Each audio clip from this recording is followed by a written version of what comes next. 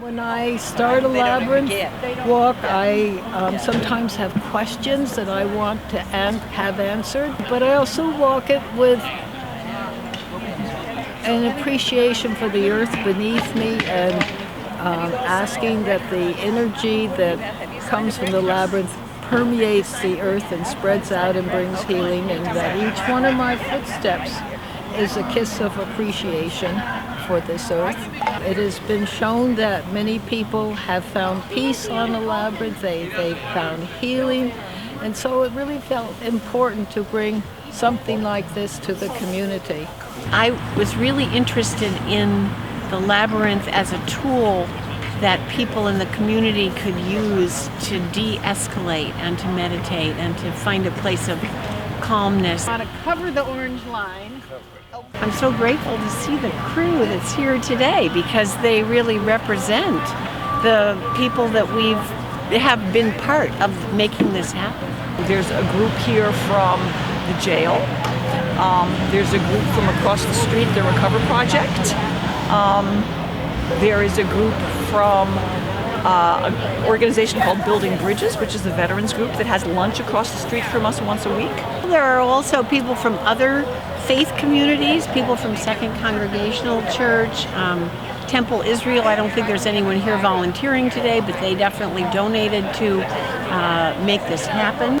I was working next to a woman whose family were the donors of the Labyrinth at Greenfield Community College, which has, I guess, gone into some disrepair over the last decade or whatever. And so she's very excited that a new labyrinth is coming to Greenfield. So she's here digging. Good, that's great, that's wonderful. The labyrinth is a symbol that is at least 4,000 years old. We don't know who made the first one or why or where, and because they seem to appear around the world in different places where societies didn't necessarily interact. Over the thousands of years, there's been periods of time where there's a flurry of interest in labyrinths, and then also periods of time when they're sort of dormant, when people forget about them, they don't use them. And as we look back on the history of labyrinths and follow the track, we've determined that the periods of heightened use tend to coincide with periods of chaos and turmoil within a society or community. So when there's wars, plagues, or a lot of technologies like we're working with now, or political strife or things like that, people tend to want to go more inward, finding spiritual practices that are calming, and the labyrinth seems to be presenting itself now in our times for those purposes.